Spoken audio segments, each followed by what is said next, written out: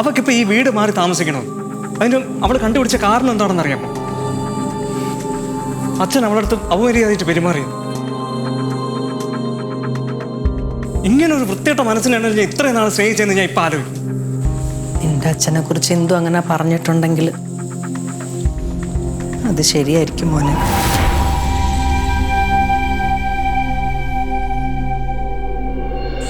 അമ്മ, നിന്റെ അച്ഛനെ കുറിച്ച് നിനക്ക് എന്തറിയാം? ഇത്രയും കാലം ഞാനല്ലേ അയാളുടെ കൂടെ ജീവിച്ചത്. കൂടെ കിടക്കണവർക്കേ അറിയുള്ളൂടാ രാപ്പനി എന്താന്ന്. അയാൾ കാണിക്കണ സകല വൃത്തികേടുകളും കണ്ടില്ലെന്ന് ഭാവിച്ചിട്ട് അഭിനയിച്ച് കഴിയേണ്ടി വന്ന ഗതികെട്ട ഭാര്യയാടാ. പക്ഷെ